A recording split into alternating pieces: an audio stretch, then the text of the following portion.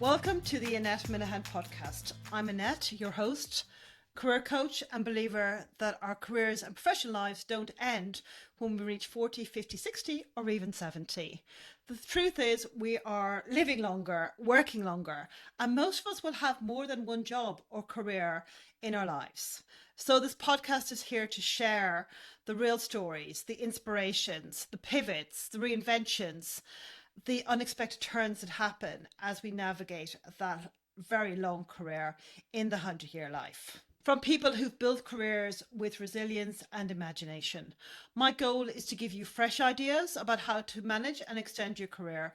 And I believe to do this, we need to have access to the latest trends and insights in what's happening in the market, which is why I'm so excited today that our guest is the very lovely Jessica Hamilton, co-founder of Finc Select, and a niche boutique search firm in the city that specializes in financial crime and regulatory compliance.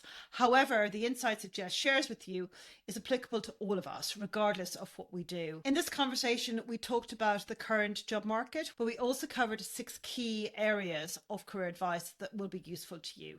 Number 1, how to get hired if you're looking for that new job and what hiring managers are actually looking for. Without a doubt, we had to cover AI, how you can use it to your benefit, but also how to be careful of how you use it as part of your job search and career management. The hidden job market, a topic that comes up a lot, how to get access to it. And Jess shared an amazing tip on how you can talk your way into some of the very expensive conferences for free. Love that one. Final stage interviews, how you can actually enter that interview with impact and get the job offer that you want.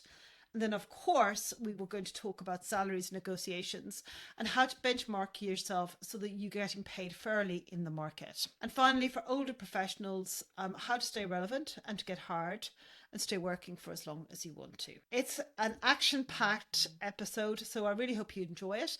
And without further ado, let's get into it. Hi, Jess. Welcome to the podcast. So excited about doing this conversation with you today. So I suppose for the people who don't know you, Jess, if you were at, I don't know, a barbecue or a dinner party on a Saturday night and somebody says, so what do you do? What would you say?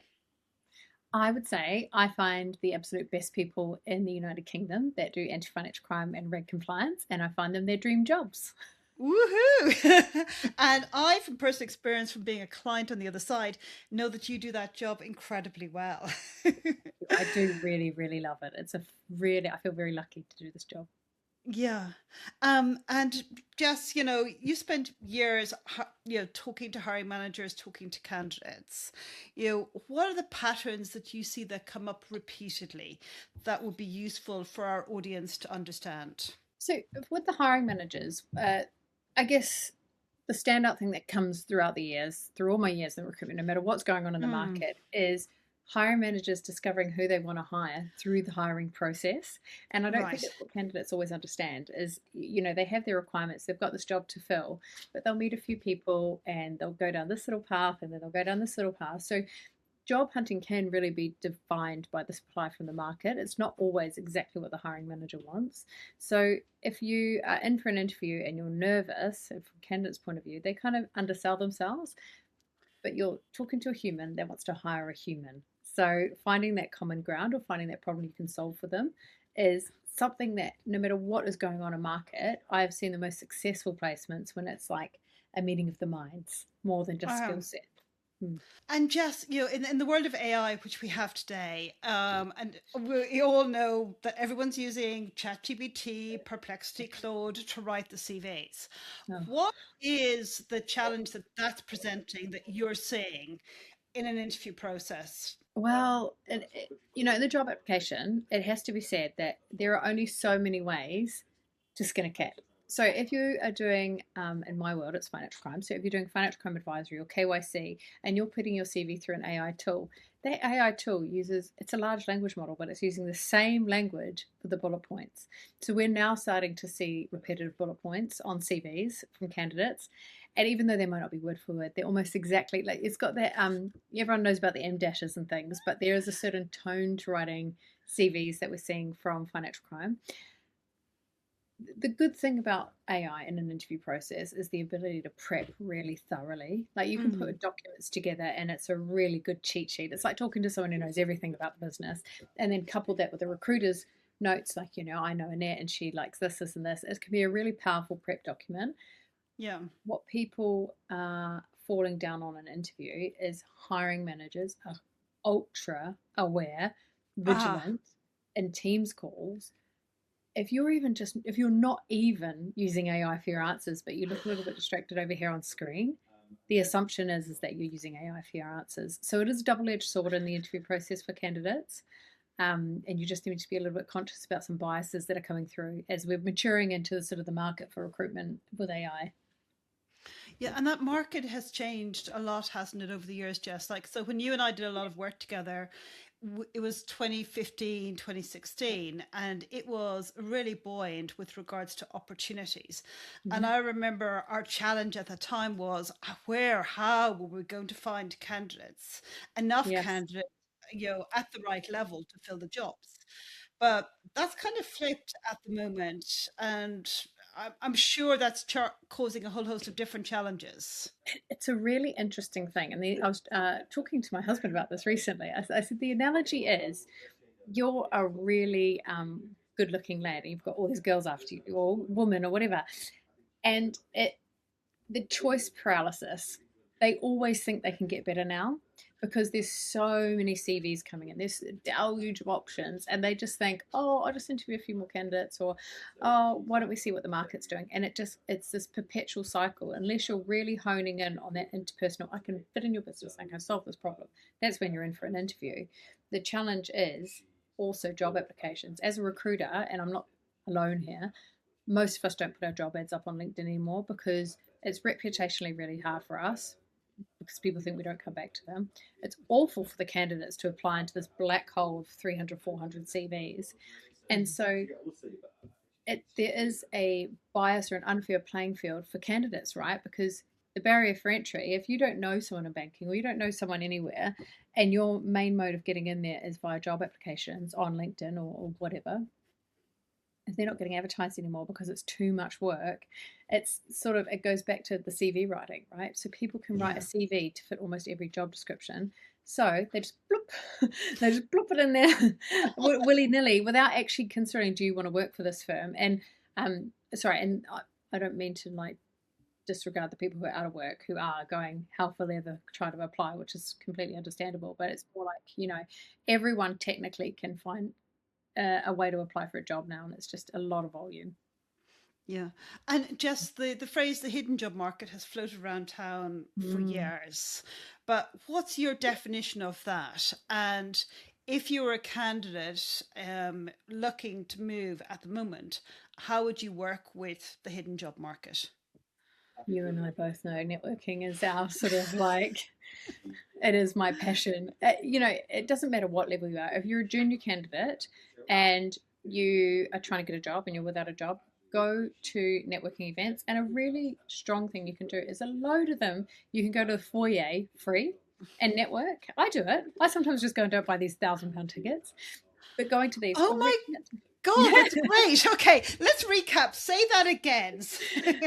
Top tip for networking. Yes, so Pay 360, for example, has this huge foyer where everyone mingles and they chit chat, and there's, and the vendors are there, but it's a great networking event and it's free. So tapping in, and this is where you can use AI, my friends. You just put, you chat with Claude or GPT, and it will give you a list of free events. You can also email the vendors. There is the Young Financial Crime Professionals Network, which is phenomenal, run by a guy named Patrick Stillman. He loop into that. That's on LinkedIn. Also, your soft connections, and everyone says, oh, you need to keep in touch with people that you work with. Do you know how many times, Annette, I've put someone in front of them? I used to work with them 10 years ago at so and so, and people just keep in touch that way. But the hidden job market, you sort of asked for my definition. It's the antithesis to this like job posting. People just cannot be bothered. They don't have the time. They don't have the energy. It's just pointless posting on LinkedIn at the moment, almost. A lot of firms do it for for marketing purposes. they're not really thinking they're going to find someone amazing on LinkedIn. It's a lot of network referrals. Yeah. And that's a senior end, Jess. So Yes. that's a little bit, as we know, more exclusive with regards to how the roles get filled. If Yeah. you had advice for somebody who was at that director sort of MD level, where there's fewer roles there, the competition is fierce, what would you say to somebody is the number one thing they should do other than networking? Mm. It's interesting, because these are the roles less likely to be advertised, especially if there's Yeah. like a regulatory obligation on them. They don't want to shout to all and sundry that they've got a vacancy in the space or they've got a lack of skill set there. If I could talk about it, there's a huge influx of senior candidates coming from consultancy into market at the director level. They're very, very keen to get into banking. Consultancy landscape's changing, banking. Yeah. There is a lot of redundancies in banking, though. So they're applying to these jobs as directors, or they're speaking to people and they're getting tapped up. But when they get to the interview stage or when they're putting their CV forward, they're falling down. And it's because they're so used to writing with a consultancy lens. So they're telling you very meta what they've done, large 166 remediation at a European bank, something like that. If you're applying to director level roles, and this goes for candidates within banks as well, you need to look at they're very much square hole square. I mean, round hole, round peg kind of mentality at the moment. They're not creative in their job seeking. So if they have asked for very specific bullet points, but you're so fixed on telling them about all the other amazing stuff that you've done without answering that question in the job description, you're not going to get an interview. And whereas previously, when you were talking about like 2015, we had that boom of jobs. If you could look like you could do the job, you'd get an interview, but it's very prescriptive now. So essentially, it's up to candidates to figure out and possibly sometimes maybe read between the lines what is the actual need that the hiring manager needs fixed. So what's the sell? Like, why would someone look at you? Like, they're junior candidates. They're essentially junior and mid market. They are there to do a task. And the senior end, they're there to solve a problem, or they're there to direct a team or a strategy. So if they can't see that coming through in your CV, it's a really hard thing to kind of disseminate, especially particularly if you're coming from like a big banking environment and you're applying for smaller banking roles, or like how do you even get introduced to those people? It's networking, it's people that you've known, but it's really taking a harsh look at your CV. The 2-page rule, forget about it. No one cares. Make it 3-4 pages if you need to, but make sure the bullet points are very ownership led. I did this. This was the outcome, rather than was part of the 166 remediation. Yeah. So the tip that I normally say to people is at the end of every sentence on your CV or bullet point, ask yourself the so what question. Why do I want to tell the hiring manager this piece of information? Ideally, tell me what happened, tell me what you did, tell me the outcome. And if you can, put some sort of a number or a metric around it to show this was the impact. Oh, it's so stand out, because that commercialization in your CV, like the changing landscape of senior leadership within financial crime and compliance and banking, it's all back office functions. They're very tied to revenue at the moment, and they're expected to be quite commercial. So if you can't showcase, this is how I fit into the sales cycle, this is how I was enabling business, that's how you stand out. Yeah. And I think it was something we've talked about yonks ago, Jess, but it's about how compliance, financial crime is kind of like an umbrella over the business. And you're actually helping the business to connect the dots. So you're ensuring that front office is actually bringing in legal, is getting the right approvals, etc. And I think for a senior candidate, if they can show that they're doing more than just in their own area, but they're actually playing nice with everybody else, that's kind of like the utopia that most organizations are looking for. I do, yeah, and I mean, I keep coming back to these bullet points, but it's just such a common thread in senior profiles at the moment. They're so used to writing reports where they are quite, corporate in their language. You need to bring it back to a personal document about your experience and what you've done, and I need to see you inserted into that CV tenfold. I don't want to hear about, if the team's relevant, but I don't really care. I want to know what your role was in the team's achievements. Okay, so Jess, you see so many people in various shapes and guises, and occasionally I know you will meet somebody and you'll go, "Oh my God, that person is going somewhere," and it will Hmm. be so obvious. Yeah. What are the things that basically flash up to you that actually are signals that this person is on the road to greatness and success in their career? If we're looking at the mid markets, we're looking at like an AVP or a VP moving into director type roles. It Yeah. would be, and it's never all, well, it's not always, sorry, I should say, it's not always an extrovert that I meet that I think, oh my God, you're amazing, like you're full of fire, and this is really exciting. It's quite often the quiet achievers who you go and have a coffee with them and you're having a little chat, say, well, what did you do? And then they just light up and they tell you with such pride in the work that they've been doing. And with that pride comes detail. It comes, I did this. The ownership mentality comes through. And it's that, like, I was talking to a candidate this week actually, and she's from data and analytics, and she was a bit meek. And then I got to talk about this project that she's done, and I just saw her come alive. And I was like, you would be so credible, because even though you're not like shouting from the rooftops and you're not this big personality, you can see that that intelligence, that articulation. You really you could distill what you did, which is quite a complex thing, into layman jest terms. So if you can do that and you show pride in your work, that for me is, I'm like, there is pride and curiosity. They just can't be taught.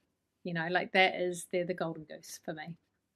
And in this world of AI, that's AI proof, isn't it Oh really? yeah, yeah, yeah. And that's the thing is, and on the senior end, actually, if you're talking like about, we're weaving an AI into this, it's those senior candidates who aren't afraid to say, "Oh, this is a whole new world for me, but this is what I'm doing. I want to learn." I've got a few that are a bit stuck in the mud, and they say it's never going to work. The token's going to get expensive, and all of that could be true.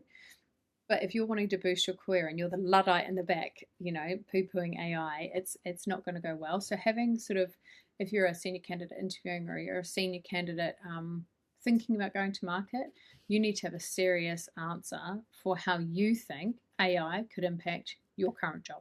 And if you were that senior candidate and you were saying it about yourself, what would you say? And I About know that's, recruitment, I know, yeah, and I know that's kind of like putting you on I the hate it. spot. No. But let's give an example.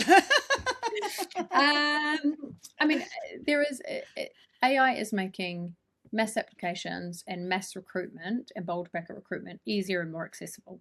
So I think the Mhm. changing landscape, and I'm already seeing it, the roles that we're seeing getting through are a lot more niche, a lot more specialized, or a little bit more secretive.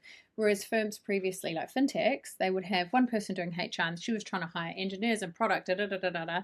And so fin crime seems really complex, so she's just going to farm that out to an agency. The KYC roles, we're not Mm. really seeing those come to agency anymore, and I'm more power to them. I think that those sorts of roles can be streamlined, where it's like a lot of volume hiring, and but I do think it's a little bit like, do you remember when chatbots came into customer service and they seemed like they were going to revolutionize everything? And then suddenly all you had was everyone typing in, talk to a human on chatbots. That's what I think is going to happen. I think there needs to be an equal blend of it all. Mm. And what's the biggest misconception that you think candidates have about recruiters these days? Do you want the misconception or the hardest truth? Oh, go, yeah, give me the hardest truth even. Candidates, candidates don't pay the bills, the clients do. So if we're having a power struggle between the two, if the client's saying, I really want this really prescriptive list, and the candidate's saying, I know I can do this, just, put me forward, we can always put you forward or whatever, but ultimately the client is the decision maker, so we need to respect what they're saying. And that, I think it's the hardest truth for me, because I find it really challenging, because the candidate for me is king. Candidate is everything. They are the life force of our business. Mhm. And if you don't have a good candidate experience with us, you're never going to bloody use us to recruit when you're a client. But the balancing act of that is quite hard. And the misconception is that recruiters have some ulterior motive to not putting your CV forward. We always want to place the role. We always want to help that client solve that problem. So if we thought you'd get the job, we'd put you forward for it. But us saying no isn't not necessarily a personal decision. It's just sort of evaluating against what the client's asked for. Yeah, and I think basically worth sort of mentioning perhaps is that the client, when they've come to you, particularly when they're paying the recruitment fees, they're basically saying, give me a long list. So show me who's in the market roughly, as in the Mm. research. But at the end of the day, they're not going to interview 100 candidates. You know, they're going to say, Jess, who are the best five? Or at the outside, who are the best 10? But typically, we're starting with the best five because that's at least 5 hours worth of interviews for a Mhm. first batch of interviews. So essentially, you probably have 200, 300 people that could possibly do that role. Yeah, But and more, right? And yeah, and then you've got the ancillary jobs that could feed into that could do it. But in this market where the supply and demand is a bit skewed, I mean, where recruiters do have a lot of influence is between that first and second stage. So I've presented my short list of five people that I think are wonderful for the job, and the hiring managers will very often say, "Who's the best one? Who should I meet? I want to meet two of them." And they can be that, that gruff. and you yeah. and I have to think on my feet. And what that always comes down to me to is personality fit. I see my clients and my candidates as having, it's like dating. They need to match their expectations, hopes, dreams, pace of work, culture, everything needs to match up. And that only comes between meeting the two of them. So I might have someone on that list of five who's on paper better, but I'll say, I know Annette looks better, but I've met with John and I think you two you'd get on really well. I think you should meet him and then we can go back to Annette if you need to. So that's where it's important that if you're talking to a recruiter, using a recruiter, you let your personality shine through to me so I can see you as a person and I can match you better and sell you better, not just achievement, sell you, who you are, how you are to my clients. Mm. And that's a tough one, isn't it? Because Mm. sometimes you're basically trying to persuade the client to actually go for the wild card because you've met everybody Yeah. involved. Yeah. Yeah, it's really funny. I have there's an inside joke here that my first person I say usually gets the job. So when I'm getting a brief from a client, I think, oh, I think you'd really like this lady named Annette. And then they go, yeah, yeah, yeah. And then they end up hiring them because it is super important for the longevity of that hire, which is what we're always aiming for. We're aiming for at least 2 years in the role, at least. It's not just can you do the job, it's do you want to do the job at this person in this company for this person. And just sort of, when you're sort of interacting with the hiring managers, what do you think their biggest fear is in making that hire, in making that decision on who to appoint? Depends on the hiring manager. If they're a new hiring manager, that's where the biggest hesitation and they're the most tricky to recruit for, because it's their first hire, it's their first proof is in the pudding. I can attract, hire, and retain good talent. You've hired. Mm-hmm. I'm really good, so they can be particularly picky about not wanting to look silly. And I find they have the deeper interview processes. If you've got someone who's a little bit more settled in the business, what they want to know is, can you hit the ground running? I don't have time to train you.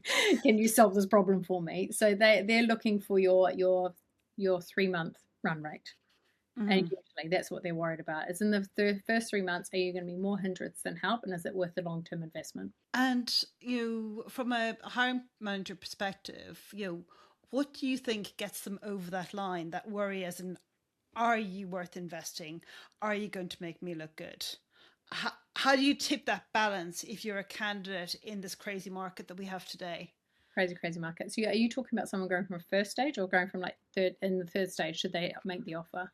I think, so what I'm hearing a little bit at the moment is that a number of people are getting to, say, final round and they miss just right at the end and it goes to somebody else. So, from a recruiter looking in on a process like that, why do you think that's happening? It's hard to answer broadly without, like there's so many nuances in that process. But I can tell you one thing that I've seen work incredibly well is offering unprompted a peer, a hiring manager, or a former colleague's phone number and saying, Jess used to manage me when I was at NatWest. I've spoken to her. I really want this job, and I understand this is a big risk of a hire for you. She would be happy to take a call and vouch for me.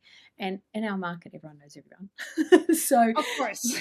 so having someone that who's willing to vouch for you is, that can push you over the edge. That shows, that you're looking at the long haul. You're using your networks to say, I really want to invest in this role and I want to go forward for it. But if you can't do that, if you don't want to do that, what will really push you forward is sometimes the questions, everyone forgets the questions in the third stage. Oh!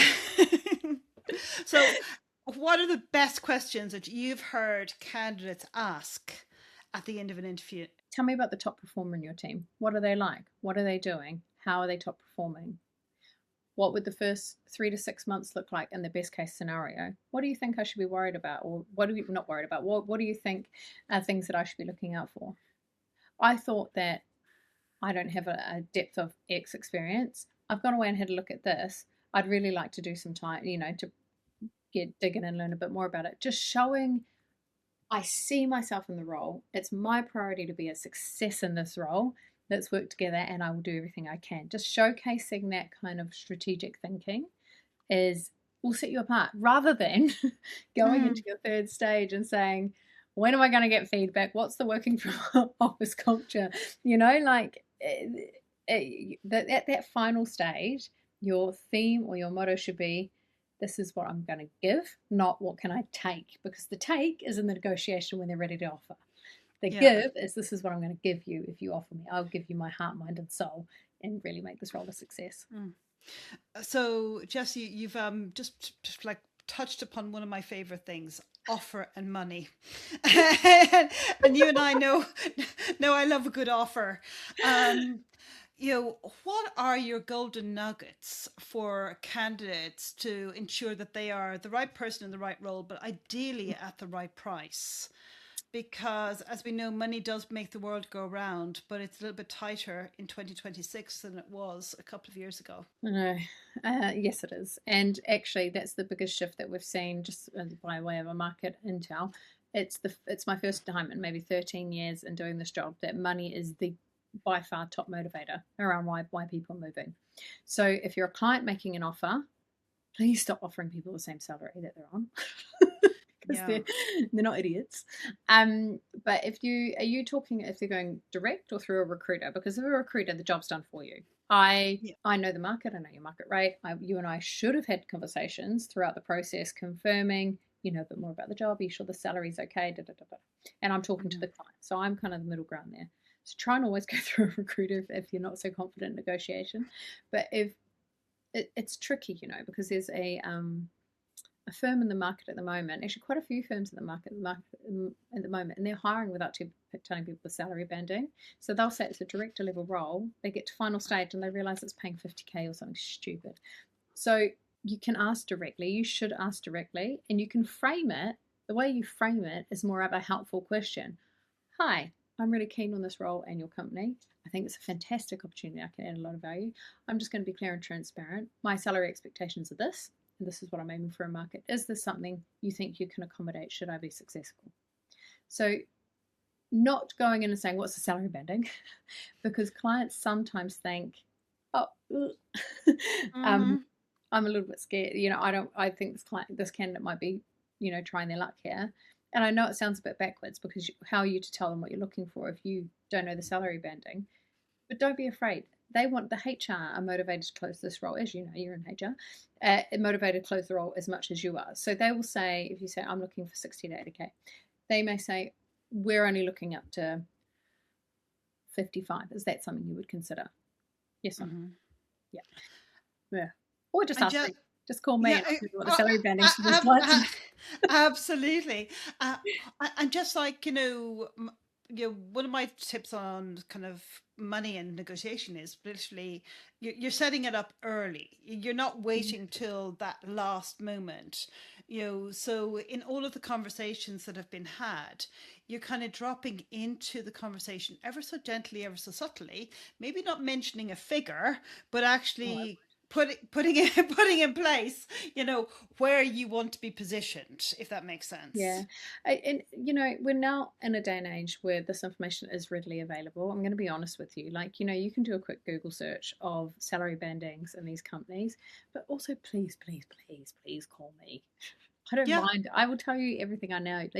I know most of the salary bandings for most of the firms, I think. So information is power. I'm a huge advocate for that. I think there is still a lot of unconscious and conscious bias in salary gaps for gender, race, disability, everything. And I think not to know is not to negotiate. So if you have a tool, me, Yes.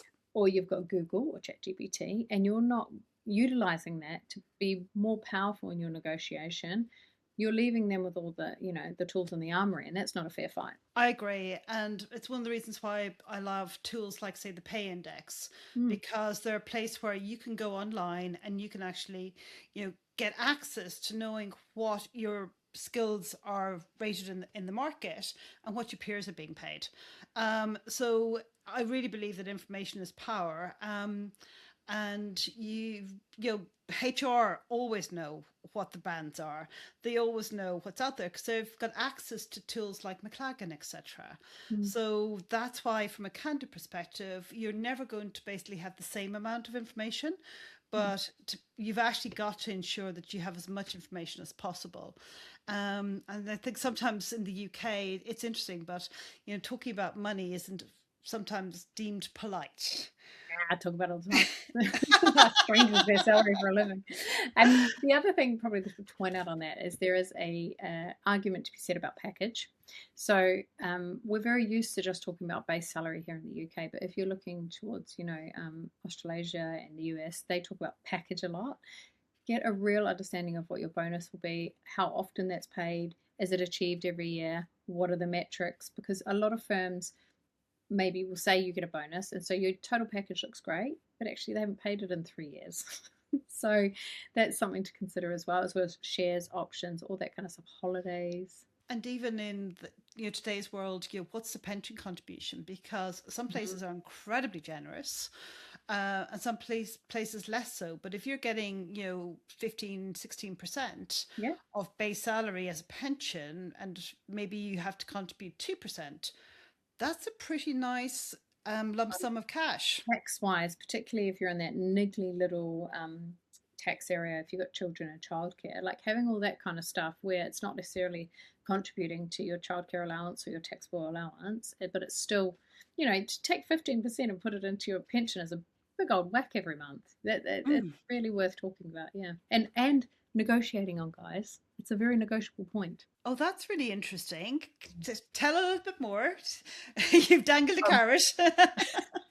Well, pension is a don't ask, don't get thing because, like you're saying, it's for the company. If I was a firm doing it, it's in my incentive to give more to do the pension. Like it gives me a tax rebate, I think. Mhm. But it's very negotiable because different levels have different salary banding. So pension bandings quite often. So say you're going in for a VP and it's paying, I don't know, 10% pension, and the directors get 15%. I want 12. I would love 12% pension. They don't care. There's not that much extra for them a year, but it's a huge, accumulative benefit to you. Yeah, and I think as well, it basically knowing what the structure is within the organization can be really helpful. Mm. And that's where talking to your friends, talking to Jess, to the friendly headhunter can actually really be helpful.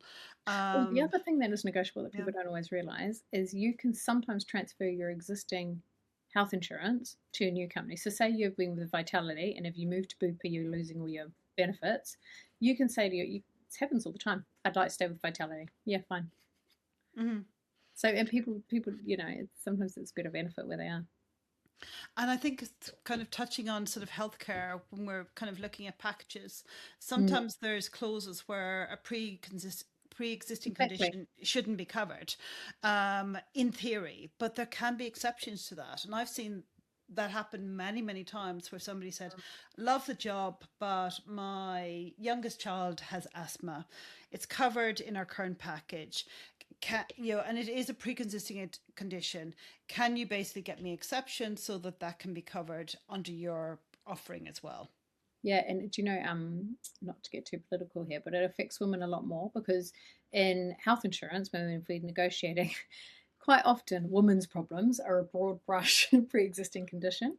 So if you've got endometriosis, but you might have a slightly unrelated issue that wouldn't be covered if you changed healthcare providers. It's very important to negotiate that because it's a headache later on. Yeah. So Jess, you've made me sort of kind of like a little bit of a flashback, where uh, it was actually a marketing role rather than compliance, and we'd gone all the way through we'd actually gone to head office. We've got everything signed off. The package was on the table. And then the individual figured out that they'd got their numbers wrong and that they hadn't fully understood what they were being paid in their current role. Mhm. And they came back to the organization saying, "Hi, I'm really sorry, but actually I need more." Now, that was, as you can imagine, a bit of a mess. And it wasn't a good situation to be in. But if people are sort of starting an interview process, starting looking at the market, how do they basically go through and ensure that they fully understand what they're currently being paid? Any top tips for that? Yes, because I can tell you about 99% of the market go into an interview process for a lark sometimes. Like they haven't, what I mean by that is that, they don't truly believe they're going to get the job. So there may not have been a lot of forethought on what they're currently on. And first you need to go back. You need to look at your incremental pay rises over the year because you can project that, right? So if you're on 100 grand, but every year you've got another, 5 to 6 grand, and you're particularly at this time of year, or with the year, just bonus cycles we've just been through. If you left in January, you might be leaving laterally salary wise because you probably would have got that pay rise anyway where you were. But there's some, we can maybe put in the chat here some really amazing tools that you can run your salary and your package through, and that kind of tells you what you're on. But yeah, it's too varied to say because like a health insurance policy is maybe worth 5 grand a year. You might get your bonus, you might get your holiday allowance, which would depend on your essentially your day rate of and can you buy and sell holidays, that kind of stuff. Yeah, and I suppose it just depends on what's important to the individual, so that then they know what they're looking for. I sat down with somebody last week and I said, look, write your shopping list as a candidate, put on paper what you're looking for now, describe the role, but also describe the package and the flexibility that you need so that when you do get an offer, you can go back and you can double check what did you set out at the start to find and is it matching up? Because as we know, as you go through a recruitment process, things shift and change and you kind of forget where you started at the beginning, perhaps. Oh yeah, and you get caught up sometimes on the number, but if you can afford it, you should go with the role with more flexibility, with more trust, with more that's going to fit into the life and stage that you're in at the moment as well. There's no point taking a role for an extra 5 grand if you're going to be working all hours all night, and that's not what you want. That's not the stage you're in. So looking at holistically how that role fits into your hopes, dreams, and desires is also as important. So Jess, in 2026, where is the market with regards to giving uplifts in base salary? Is it 5%? Is it 10%? And are they doing it on base or are they doing it on total comp? It is killing me softly. It's really, really bad. It's no, it's not really, really bad. It's just that, like I was sort of saying earlier, there is a supply problem. So take it back to the client, right? Getting sign off for these roles is tough because they've got to prove, one, that the role couldn't be done by AI in a year's time. It's a conversation being had in the back offices. They need to prove that there's no one internally that they can promote because there's been a ton of redundancies. Optically, they can't be seen to be hiring big, expensive hires when they've just made that team redundant to send that team over to India. All of that contributes to a less punchy offer. You were looking at COVID years, we were looking at 20 to 25 to 30%. Now we're looking at 5 to 10%. Wow. Wow. They haven't shifted. Like if you're looking at the VP salary bandings, for example, director salary bandings, they haven't changed for 5 years. Wow, that's incredible. And just, in 2022, I suppose that was the last time we had a buoyant recruitment market, the summer of 2022. And there was a lot of remote roles. There was a lot of flexibility with regards to, a number of days from home. Hybrid was appearing on every job spec. Where are we today in 2026? I have this conversation a lot. I don't think we're ever going to go back to 5 days a week in the office. There are a lot, there are firms doing it, like HSBC, for example. The bigger firms basically the Wharf are moving to a 4-day model, which is fine. I think we're moving to a 4-day model in the city within the next 3 years. The interesting thing to point there, if you're a hiring manager, is if you offer flexibility, you will have the cherry pick of the market, because a lot of people now have seen the light. They've got more time with their family. They can work from home. They see their kids more.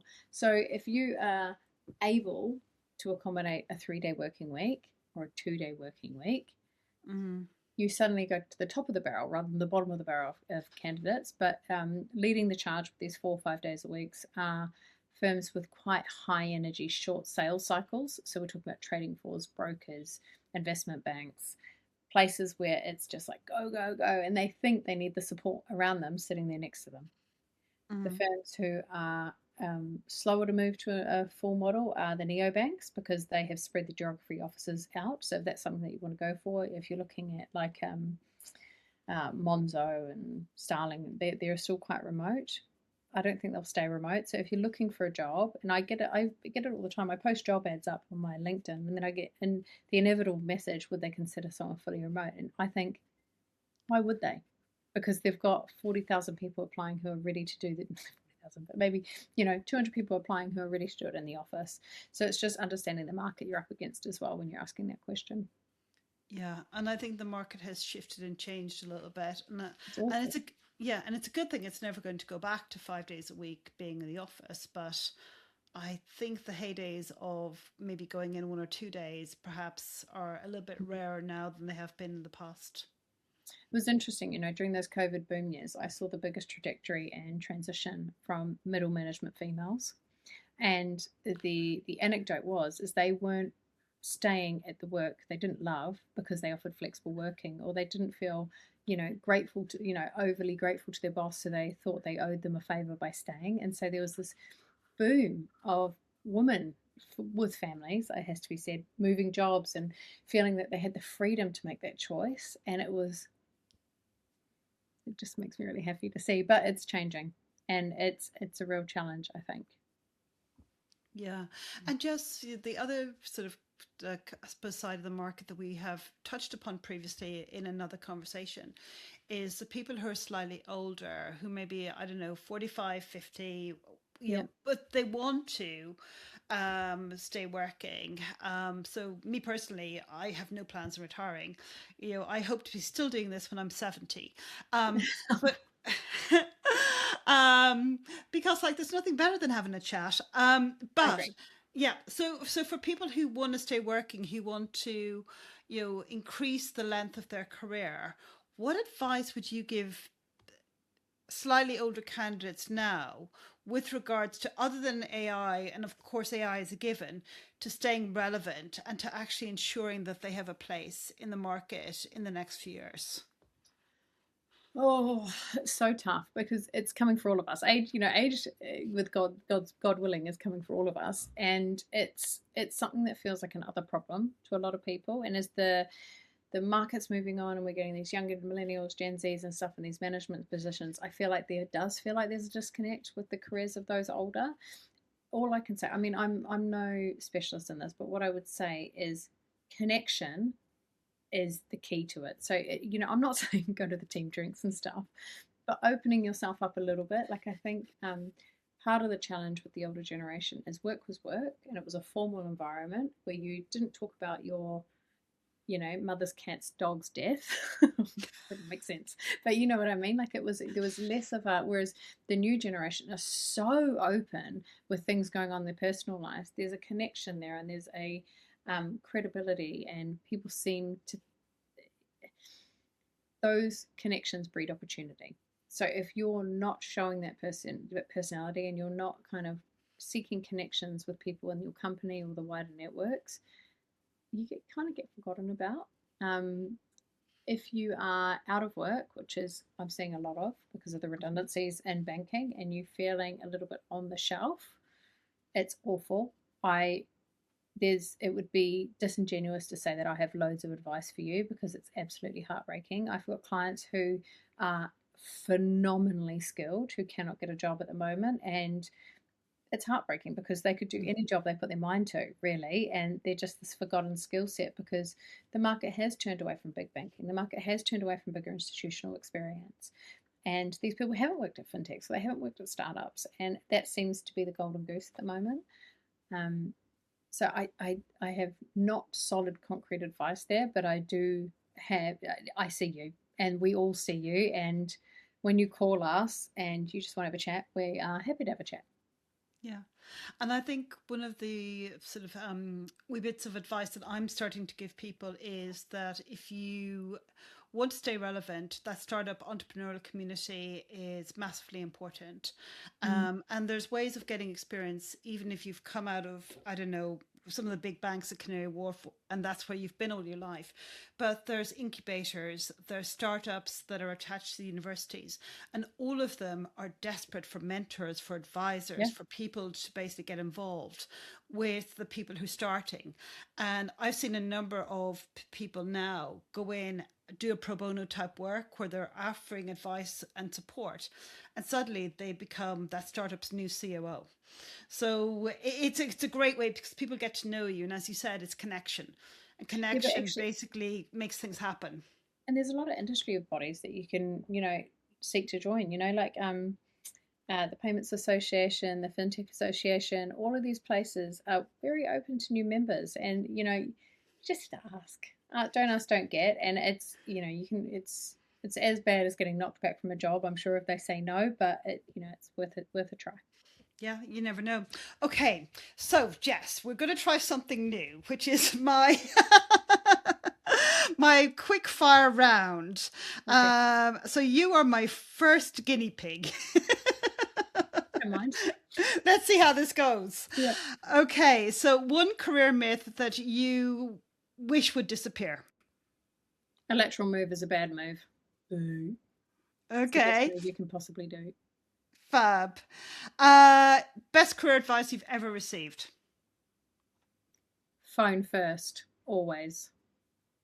So what Okay. that means is, and it's so relevant now, there is a tendency, particularly in my job, to message people to try and get a phone call, but now I just pick up a phone and call them. Like that human connection is I guess the precipice behind that. Sorry, the thought behind it is human connection always. So then put your telephone number on your CV. It's possibly Oh, stop taking your telephone number off your CV. Do you know how annoying it is when I see a great candidate? I've got 10 minutes between a meeting to call them, and then I have to email them to get their phone number. Oh. not good. Okay, worst career advice you've ever received. Don't take too long for maternity leave. Okay. F you. It worked well. The one thing every professional should do this month.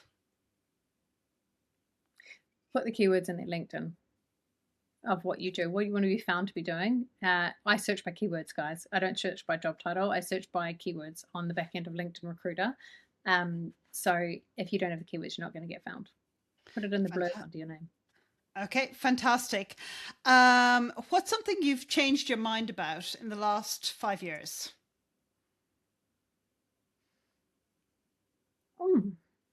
Working from home. Both sides of it. I think it has its place for both sides of the market. And I think I was quite steadfast that everyone could be remote first. This is fantastic, but I think a good balance is really important. Okay. And if you could put a message on a billboard outside every office in the UK, what would it say? Finc Select's the greatest recruiter in the world. Finc Select absolutely is the greatest recruiter, and Jess Hamilton, number one in that category. Exactly, that's what I was saying. From personal experience. Oh. Jess, thank you so much for your time today. It's been awesome. How can people stay in touch with you? What's the best way? LinkedIn. Connect with me on LinkedIn. Drop me a message. My phone number is on my LinkedIn, so just give me a call if you need. But yeah, just connect. And I post a lot on LinkedIn as well, so people see all my kind of stuff on there too. You do, and I love your posts, and they're great. They always make me laugh. Good, them. They're definitely not written by AI, which is amazing. No, just this silly girl. Not at all. Not at all. Thank you so much. Thank you so much to Jessica Hamilton for her insights and update on what's happening in the job market in the summer of 2006. It was really a fascinating conversation, and I cannot thank her enough for sharing everything that's happening. If you found this useful, please share this with a friend. Ideally somebody who's also interested in progressing their career, because we recorded this podcast and video specifically so as many of you as possible could have access to career management insights. If you have any comments, please drop them into the comments box or ping me a direct message. I love hearing from you. And as you know, I always respond. See you again next week for another fascinating conversation.